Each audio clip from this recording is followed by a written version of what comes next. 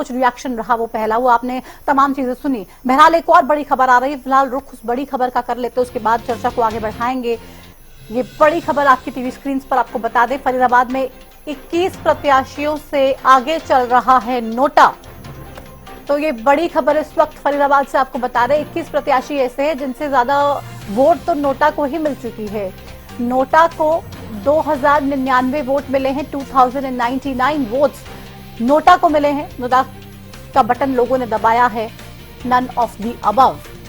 और 21 प्रत्याशी कुल ऐसे, जेजेपी और इनेलो भी आपको बता दें बहुत पीछे है नोटा से, इन दोनों से काफी ऊपर, इन दोनों से काफी ज्यादा वोट्स नोटा को लोगों ने दे दी, ना जेजेपी को दी ना आईएनएलडी को दी, और नोटा को ज्यादा चुना। 58,807 वोटों की बढ़त बीजेपी के कैंडिडेट कृष्णपाल गुर्जर को, केंद्रीय राज्य मंत्री कृष्णपाल गुर्जर एक बड़ी लीड लेकर आगे चल रहे हैं। फरीदाबाद से, करनाल से बीजेपी के मनोहर लाल काफी आगे चल रहे हैं। एक बड़ी लीड करनाल सीट से भी भारतीय जनता पार्टी को मिलती हुई नजर आ रही है, भारतीय जनता पार्टी की झोली में जाती हुई नजर आ रही है। फाइनल नतीजे क्या रहते हैं आपको कुछ देर बाद पता लग जाएगा, लेकिन मनोहर लाल खट्टर करीब 1 लाख वोटों से जो बढ़त है वो बनाए हुए हैं, 1 लाख का मार्जिन क्रॉस कर चुके हैं और मनोहर लाल खट्टर काफी आगे चल रहे हैं। दिव्यांशु बुद्धिराजा आप देखिए एक बड़ी लीड, और उस लीड को पार कर पाना दिव्यांशु बुद्धिराजा के लिए बेहद मुश्किल। 1,23,327 1,23,327 वोटों से आगे चल रही हैं। सिरसा से कांग्रेस पार्टी की उम्मीदवार कुमारी शैलजा, अशोक तंवर काफी पीछे। तमाम कोशिशें हुई और भारतीय जनता पार्टी ने जिस तरीके से इस चुनाव को लड़ा, उसके बावजूद नतीजे उस पक्ष में जाते हुए नजर नहीं आ रहे हैं। एक बड़ी लीड, एक बड़ा मार्जिन साफ तौर पे सिरसा, रोहतक और करनाल सीट पे देखने को मिल रहा है। यानी कि ये मान लिया जाए कि 3 सीटों पर जो परिस्थितियां हैं, जो स्थिति है, वो अब साफ होती नजर आ रही है और बिल्कुल क्लियर कट अब दिखाई देने लगा है कि मार्जिन कितना ज्यादा बढ़ गया है और लोग जो है वो साफ तौर पे किस दिशा में आगे बढ़ रहे हैं, क्या सोच रहे हैं और किस तरफ जाने का फैसला उन्होंने किया है। नवीन गौड़ जी, आप अपनी बात पूरी कीजिए। जी धन्यवाद प्रतिभा जी। प्रतिभा जी, ये चुनाव शुरू हुआ था 400 पार से, फिर ये गया मंगलसूत्र पे, फिर ये गया हिंदू मुसलमान पे, फिर भैंस खोली गई, टम्पू में पैसे पहुंचाए गए, पहलवानों की पिटाई, मतलब कहाँ से चुनाव शुरू हुआ, कहाँ पे जाके खत्म हुआ। एक तरफ तो ये सारी चीजें थी, एक तरफ था लोकतंत्र को बचाने की कोशिश, एक तरफ था बेरोजगारी इस देश में से हटाने की कोशिश, एक तरफ था महंगाई की लड़ाई, एक तरफ था युवाओं की अग्निवीर के साथ लड़ाई, एक तरफ था विपक्षी नेताओं को जो ये जेल में डाल रहे थे उनके प्रति जो जनता की भावना, क्योंकि उन्होंने जो जनता के लिए काम करे, चाहे वो अरविंद केजरीवाल हो, हेमंत सोरेन हो, जितने रोकूंगी, फिर से रोकूंगी। एक बड़ी खबर इस वक्त आ रही है, ये बड़ी खबर आपको बता दें हम आपकी टीवी स्क्रीन पर। ये ब्रेकिंग न्यूज इस वक्त, करनाल उपचुनाव में नायब सिंह सैनी 24,400 वोटों से आगे चल रहे हैं। तो करनाल उपचुनाव में भारतीय जनता पार्टी के उम्मीदवार प्रदेश के सीएम नायब सिंह सैनी आगे चल रहे हैं। करनाल उपचुनाव में कांग्रेस पार्टी के जो उम्मीदवार हैं त्रिलोचन सिंह, वो काफी पीछे नजर आ रहे हैं और हालांकि कुछ दिन पहले ही प्रेस कॉन्फ्रेंस करके बकायदा बहुत से आरोप लगाए अपनी ही पार्टी के नेताओं पर, भीतरघात को लेकर सवाल उठाए और कहीं ना कहीं वो इशारा इस वक्त कर रहा था कि करनाल उपचुनाव के लिए कांग्रेस में सब कुछ ठीक नहीं चल रहा था। त्रिलोचन सिंह ने भी उसको लेकर सवाल उठाए और अब आप देखिए जिस तरीके से नायब सिंह सैनी की जो लीड है, जो मार्जिन है, वो बढ़ती हुई नजर आ रही है। 24,000 के आसपास का जो मार्जिन है वो फिलहाल नायब सिंह सैनी लेते हुए यहाँ पे नजर आ रहे हैं। हरियाणा में 3 सीटों पर कांटे की टक्कर, ये बड़ी खबर, बड़ी जानकारी आपको बता दें। आप देखिए टेली का आंकड़ा 5-5 हो गया है। हरियाणा में 3 सीटों पर कांटे की टक्कर चल रही है और ये टेली इस वक्त बता रही है बीजेपी 5, कांग्रेस +5, यानी कि मुकाबला कितना कड़ा है। अब आप ये बात समझ लीजिए, लगातार 6-4 की स्थिति थी और अभी 5-5 हो गया है। सोनीपत, कुरुक्षेत्र और भिवानी महेंद्रगढ़ में मुकाबला कड़ा है, कुछ भी हो सकता है। दिल थाम के बैठना होगा और ये देखना होगा कि क्या जो परिणाम है वो घोषित होते हैं। भिवानी महेंद्रगढ़ में 4,671 वोटों से बीजेपी के धर्मवीर सिंह आगे हैं यानी कि 4,671 4671। कुरुक्षेत्र में 556 वोटों से बीजेपी के नवीन जिंदल आगे हैं और सोनीपत में भी इसी तरीके से बहुत ही क्लोज फाइट, बहुत ही कड़ा मुकाबला। नवीन जी जल्दी से आप अपनी बात पूरी कीजिए, फिर बाकी पैनलिस्ट से चर्चा करेंगे। तो जिस प्रकार से भारतीय जनता पार्टी ने आंदोलनों को दबाने की कोशिश करी, जनता की जो आवाज थी उसको नहीं सुना गया, उसकी लठों के साथ सुताई करी और जिसके बदले में फिर जनता ने उनका स्वागत किया गांव में। जब वो आए तो बगावत का कारण यही था कि जब हम आपके घर जाते हैं तो आप हमारा जिस प्रकार से स्वागत करते हो तो उसी प्रकार का लगभग स्वागत आपका भी होना चाहिए। तो भारतीय जनता पार्टी ने डेवलपमेंट, उन्नति, रोजगार, इन सब चीजों पे तो बात ही नहीं करी। इनको लगा कि देश की जनता मूर्ख है, देश की जनता को कुछ समझ नहीं आता, आप ड्रामेबाजी करोगे, आप इधर उधर की हिंदू मुसलमान, जात पात, धर्म, राम मंदिर और जो भावनात्मक मुद्दे हैं इनको लेके आओगे। जनता को ना रोजगार चाहिए, ना इनको महंगाई से कोई प्रॉब्लम है। इनका नैरेटिव सेट करना, हर टॉपिक को ये इमोशंस पे लेके जा रहे थे। हर एक तो इसका फायदा आपको मिल रहा है? देखिए, ये जनता की जो नाराजगी है और विपक्ष ने जिस प्रकार से मजबूती से ये चुनाव लड़ा है, ठीक है, तो उसका फायदा जाहिर सी बात है ठीक है, ठीक है, इंडिया गठबंधन को मिल रहा है। नीरज गुप्ता जी कितना फायदा देख रहे हैं? 5-5 हो गया एयरटेल जो 6-4 चल रहा था कब से। देखिए, हरियाणा में जीत का जश्न दीपेंद्र हुड्डा से शुरू होगा रोहतक वाली सीट से और ये 8 सीटों पे खत्म होगा। अभी आप कह रहे थे कुछ सीटों पे कम मार्जिन 1000-1500 की लड़ाई है, वो सब सीटें कांग्रेस की झोली में आएंगी। कांग्रेस इंडिया गठबंधन 8 सीटें जीतेगा, आप अभी देखते रहना, क्योंकि कांग्रेस में इंडिया कौन कौन सी नहीं जीत रहे हैं आप? कौन कौन सी नहीं जीत रहे? एक तो करनाल की नहीं जीत रहे, दूसरी कौन सी नहीं जीत रहे? देखिए, मैं नहीं कह सकता, तो मैं 8 सीटों पे, हम इंडिया गठबंधन 8 सीटों पे जीतेगा। अच्छा, 8 तो मेरे अपने है अभी। हाँ जी, हाँ जी, मैं आपको ये कहना चाह रहा हूँ। देखिए, इसका कारण ये है कि इंडिया गठबंधन ने मुद्दों पर चुनाव लड़ा है। जनता एक बार बेवकूफ बन जाएगी, 2 बार बन जाएगी, 10 साल से बेवकूफ बना रहे हैं जनता का। ये सोच रहे राम मंदिर का नेगेटिव फैला के राम मंदिर दिन की नैया पार लगा देंगे। अरे झूठ बोलते बोलते राम जी भी परेशान हो गए, कितना झूठ बोलते हैं। राम जी भी सोच रहे हो पर बैठ के मेरे नाम पे वोट लेना बंद कर दो भाइयों, विकास की बात करो। विकास की तो बात नहीं करते। नरेंद्र मोदी जी ने लास्ट में दिन क्या किया, इमोशनल कार्ड खेलने की कोशिश करी पब्लिक को दिखाने के लिए। 7वें चरण से एक दिन पहले वो साधना में चले गए कि साधना से वोट मिल जाएंगे। जनता इनको समझ चुकी है, झूठ बोलने की सरकार है। साधना आपको क्या लगता है, ये साधना भी लोगों को वैसे ही दिखाने के लिए, बहलाने के लिए थी क्या साधना? बिल्कुल बिल्कुल नहीं, बिल्कुल नहीं। अच्छा। लास्ट दिन जाना है क्या मतलब है, उससे पहले साधना में क्यों नहीं गए? मेरी बहन वंदना जी बोल रही थी कि भाई नैरेटिव फैलाने में माहिर है। अरे नैरेटिव फैलाने में बीजेपी माहिर है, पूरा वर्ल्ड जानता है। आप तो झूठों की सरकार है। आप झूठ बोल के आए थे, काला धन लाएंगे, फोर्थ स्मार्ट सिटी बनाएंगे। हरियाणा की स्थिति देखो, जय जवान जय किसान का नाम लिया और जय जवान का क्या हाल किया। अग्निवीर योजना के नाम पे ठग लिया। 750 किसान के हत्यारे, उनकी आत्महत्या करने में मजबूर कर दिया। उनकी आत्मा इनको कोस रही है। अभी तो इनकी स्टार्टिंग है। आज तो बीजेपी का ये हाल हो गया जी, 12 देते थे 400 पार, 75 पार, 11 पार हरियाणा में कमल खिलेंगे। बीजेपी तो अपने बुलबुते पे 272 भी इंटरेस्ट कर रही। आप देखिए, जवाब देंगे आप? नहीं, पहले बोलू ना। वंदना बहन जी क्या जवाब? वंदना बहन जी तो खुद कांग्रेस से गई है, बीजेपी पे अपना है क्या प्रवक्ता? नहीं, सुनिए पहले, मैं आपके बीच नहीं बोला। देखिए, सुनिए मेरी बात सुनिए। बीजेपी के पास तो अपना कुछ नहीं है। आज हरियाणा में 10 एमपी चुनाव लड़ा है। ठीक है, अरे आपके नेताओं को कोई किडनैप करके हाईजैक करके थोड़ी ले गए? आपके नेताओं को हाईजैक करके थोड़ी ले गए नीरज जी? सारी अपनी मर्जी से गए, सारी अपनी मर्जी से गए, सारी अपनी मर्जी से गए नीरज जी। ठीक है, ठीक है, ठीक है, ठीक है। अरे एग्जाम्पल की बात ही नहीं है, सबको पता है, वो तो पूरे चुनाव में बात है। आप मेरे बीच में एक बार नीरज जी मुझे जवाब दीजिए। नीरज जी एक बार जवाब लेने दीजिए मुझे वंदना जी से। वंदना जी देखिए, अभी मुझे एक शब्द कहा गया कि वंदना जी अहंकार में बोल रही है। अहंकार कहाँ टपक रहा है वो देखिए कि किस तरह की भाषा का इस्तेमाल किया जा रहा है। और ये आज का नहीं है, पहले से इसी तरह की भाषा का इस्तेमाल लगातार करते आ रहे हैं। ये अहंकार नहीं है तो क्या है? जब रुझान 2.5 घंटे की काउंटिंग बात करते हैं ना नवीन जब जी, रुझान ये कह रहे हैं, नवीन जी एक एक करके उनको बात पूरी करने दीजिए, फिर आप बोलिएगा। बोलिए वंदना जी, बोलिए बीच प्लीज। में ना बोलने का मतलब ये ठीक है, नवीन नवीन जी जी अहंकार प्लीज, उसको नवीन कहा जी जाता है प्लीज। ना वंदना जी बोलिए, कि वंदना जी। दिल्ली में सरकार होने के बावजूद भी कहाँ खड़े हो? दिल्ली में सरकार होने के बावजूद भी कहाँ पर खड़े हो? पहले अपना देख लो। आप बड़ा शोर मचाते थे, शिक्षा पे काम कर लिया, स्वास्थ्य पे काम कर लिया, तो कहाँ पर खड़े हो, उसका जवाब दे दो। जवाब पे सवाल क्या पूछा जाएगा? अब तो देश में 303 सीटें लेके बैठ गए थे, आप अपने आपको देख लो ना। नवीन गौड़, कमाल की बात है, शर्म की बात है।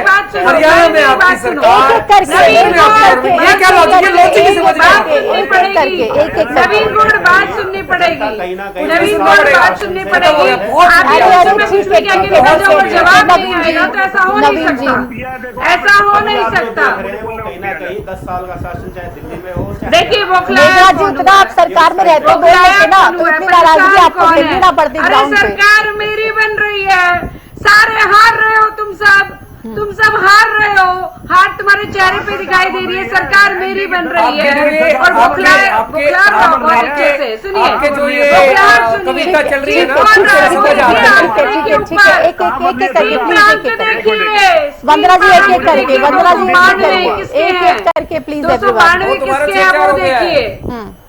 प्रतिमा जी मुझे बोलने वक्त सबसे कम देर नहीं, ये बीच में फिर बोल रहे हैं। एक बार अपनी बात पूरी कर लीजिए वंदना जी, जल्दी से। वंदना जी अपनी बात पूरी कर लीजिए, इंदिरा जी बात के पास बाहर नहीं आने वाले, केजरीवाल जी बाहर नहीं आने वाले, इंडी गठबंधन नहीं जीत रहा। मुझे लगता है अहंकार जो है इनके चेहरों पर दिखाई दे रहा है।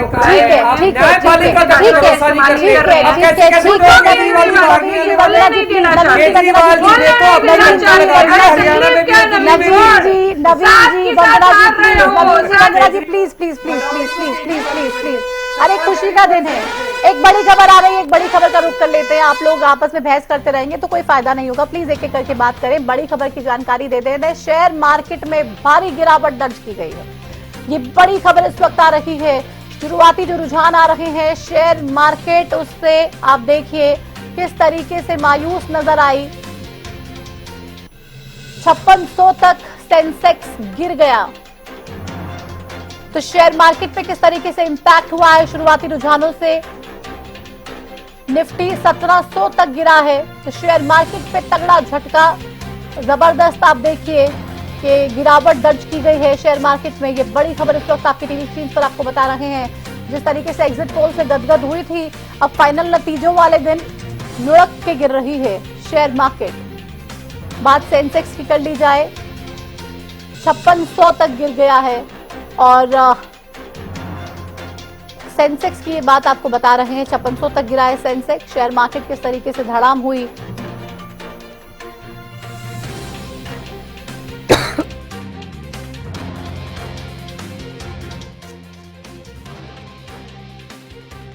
सत्रह तक निफ्टी में गिरावट दर्ज की गई है। तो इन नतीजों का क्या इंपैक्ट शेयर मार्केट पे पड़ रहा है वो भी आपको दिखाया। लगातार कांटे की टक्कर, 5-5 से अब फिर से 6-4, 6 कांग्रेस प्लस और 4 बीजेपी का होता हुआ यहाँ पे नजर आ रहा है। आगे चल रही हैं तमाम जो उम्मीदवार हैं, 6 सीटों पर कांग्रेस और आम आदमी पार्टी के और 1 सीट पर भारतीय जनता पार्टी का। नीरज गुप्ता जी, आप अपनी बात पूरी कीजिए। नीरज जी, आवाज आ रही है? जवाब नहीं लिया प्रतिभा जी, ये बीच में शोर मचाने लग गए, आपने जवाब नहीं लिया मेरा। मैंने ऐसे तो मेरी बात ही नहीं आ पाएगी। जी जी जी, बोलिए, मैंने क्या जवाब देना है आपका? नहीं, आपने जवाब नहीं देना, मैंने जवाब देना है, मेरी बात नहीं आ पाई, मैं ये कह रही हूँ। आप जल्दी से अपनी बात, क्योंकि बीच में ये लोग शोर मचाने लग गए थे। आप अब बात देखिए, जल्दी से। बहुत सारे मुद्दे इन्होंने सामने रखे, देखिए बहुत सारे मुद्दे इन्होंने यहाँ पर रखे सामने, इन्होंने बहुत सारी बातें कही, लेकिन ये अपना समय भूल जाते हैं कि इन्होंने अपने समय में क्या किया था। उसको तो कम से कम याद रखना चाहिए कि अगर जीजा जी को पूरी की पूरी जमीन देने का काम किया था आपने, आपकी नजर में तो किसान वही था। आज आप किसानों की बातें करने लग गए, बहकाने के लिए आ गए, भटकाने के लिए आ गए, और ये काम जो है लगातार 10 साल में करते रहे। देखिए ईवीएम पर इन्होंने एक भी व्यक्ति ने जवाब नहीं दिया कि ईवीएम खराब थी, अब क्या रहा उसका, वो भी जवाब दे दीजिए। ईवीएम पे सारा ठीकरा फोड़ते थे। 2014 में जब जीते तब इनकी सरकार थी, और उसके बाद हम जीते तो ईवीएम किसके हाथ में होनी चाहिए थी? 19 में हम जीते और 24 में हम दोबारा से जीत रहे हैं, लेकिन जो अनुमानित सीटें हैं उससे कम यहाँ पर दिखाई दे रही हैं। लेकिन ईवीएम पर ये जो बार बार फोड़ते रहे कि देखिए ईवीएम में ये गड़बड़ हो जाएगी और सभी पार्टीज को बुला लिया, हम तो सड़कों पे उतरेंगे, जंग होगी, तो उसका जवाब ये नहीं देंगे। और जहां तक मुद्दों की बात है, अधिकतर मुद्दे आपके खड़े किए हुए हैं। मंगलसूत्र की आप यहाँ पर बात करते हैं, हम तो विकास के मुद्दे पर आए थे, आप ही आगे ना विरासत टैक्स को लेकर कि विरासत जो टैक्स है वो जो जनता का जो पैसा पैसा है वो सरकार के पास जाना चाहिए। ये बातें कौन लेकर आया? ये आपकी सरकार के लोग लेकर आ रहे थे बातें, उन्हीं पर आप जा रहे थे। राहुल गांधी क्या कहते हैं कि अगर कल रिजल्ट इस तरह से आया तो देश जल जाएगा, देश खत्म हो जाएगा, एक किताब निकाल के खड़े हो जाते थे, देखिए संविधान बदल जाएगा। तो उसकी बात का जवाब ये नहीं देंगे ना, तब तो आपको याद नहीं आया कि कोई और मुद्दा भी हो सकता है। राहुल गांधी भी किसी और मुद्दे के बारे में नहीं बोले। राहुल गांधी यही बताते रहे कि आने समय में अगर भाजपा आ जाएगी तो क्या होगा, लेकिन उन्होंने ये नहीं बताया कि अपने समय में इन्होंने क्या किया, वो आज तक नहीं बता पाए। तो इसका भी जवाब कहीं ना कहीं इनको देना चाहिए ना। बिल्कुल देना चाहिए। नीरज जी जवाब दे दीजिए, अब बहुत देर से इंतजार कर रहे हैं।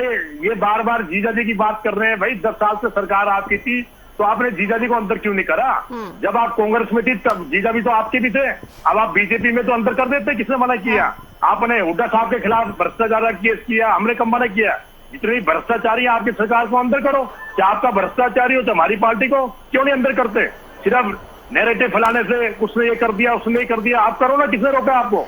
अरे ये बताइए ना, कोर्ट के चक्कर कौन काट रहा है? मेरी बात सुनो, मेरी बात सुनो, पहले मेरी बात सुनो, जुडिशरी सरकार के हाथ में होती है क्या? अरे मेरी बात सुनो ना, पहले मेरी बात सुनो। होती सरकार के हाथ में, जुडिशरी सरकार के हाथ में होती है क्या? चक्कर कौन काट रहा है? संपत्ति किसकी अटैच हुई है?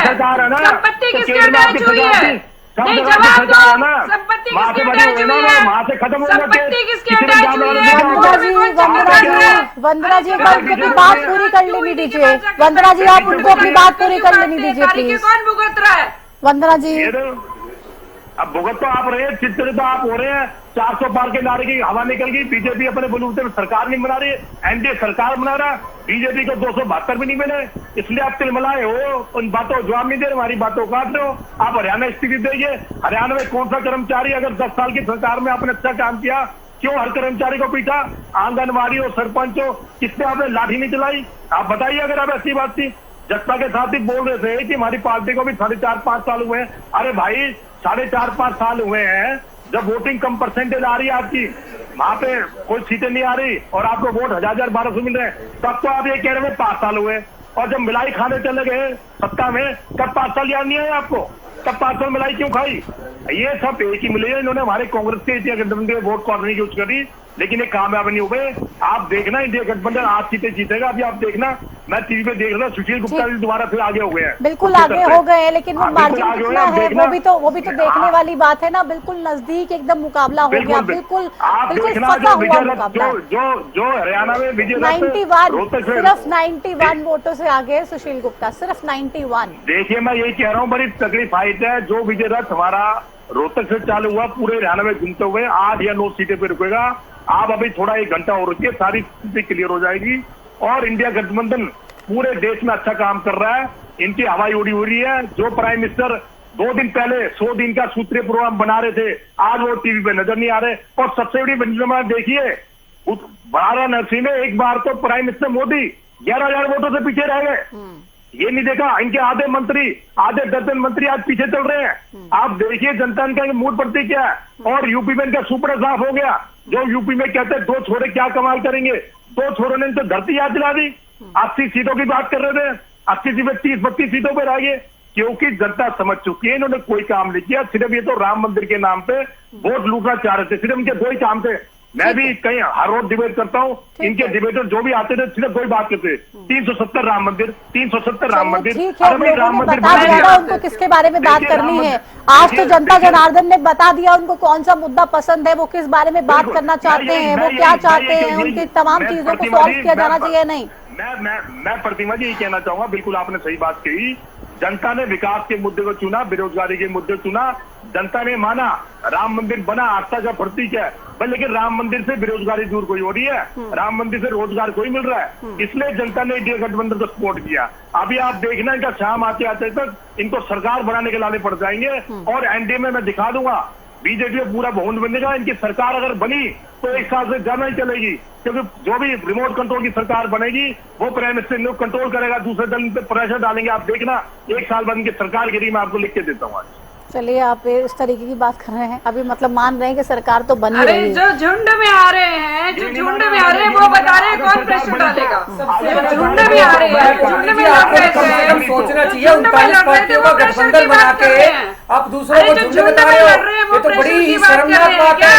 अब अपने गिरेबान में भी झांक लीजिए, 39 पार्टियों का एनडीए गठबंधन है और आप इंडिया गठबंधन को झुंड बता रहे हो, बड़ी शर्म की बात है, बहुत ही शर्म की बात है, बहुत डूब के मरने की बात है। लॉजिकल बात करनी चाहिए। गठबंधन बना था, इसमें कोई दो राय नहीं है, ये बिल्कुल क्लियर हो चुका है कि अपने घोटालों को बचाने के लिए तुमने ये गठबंधन बनाया था। जनता से तुम्हारे को कोई मतलब नहीं है। ठीक है।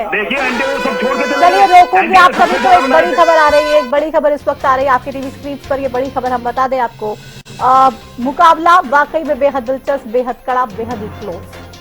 वाराणसी में पीएम मोदी बहुत आगे चले गए हैं। हालांकि शुरू में जिस तरीके से कहा भी जा रहा था कि पीछे थे, अभी बहुत आगे। फिलहाल वाराणसी से नरेंद्र मोदी 75,325 वोटों से आगे चल रहे हैं।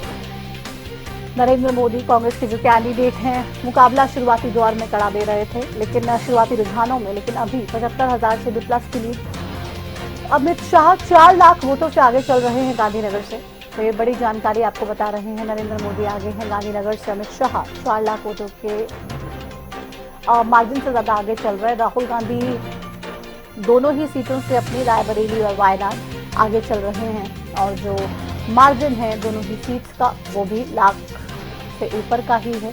राहुल गांधी को वायनाड से 2,10,000 से भी ज्यादा की बढ़त मिल चुकी है। पहला जो लास्ट आंकड़ा आपको हमने बताया 1.5 लाख के आसपास का था, और अभी 2 लाख को क्रॉस कर चुका है वायनाड सीट से राहुल गांधी का आंकड़ा। हालांकि रायबरेली सीट की अगर बात कर ली जाए तो 1,51,202 वोटों से आगे चल रहे हैं राहुल गांधी रायबरेली लोकसभा सीट से। अमेठी से स्मृति ईरानी 50,758 वोटों से पीछे चल रही हैं। तो स्मृति ईरानी काफी पीछे चल रही हैं। ये दिग्गज जो चुनावी मैदान में हैं, उनका क्या हाल है, क्या रिपोर्ट कार्ड फिलहाल नजर आ रहा है इन रुझानों के हिसाब से, इन ट्रेंड्स के हिसाब से, वो आपकी टीवी स्क्रीन पर आपको हम बता रहे हैं।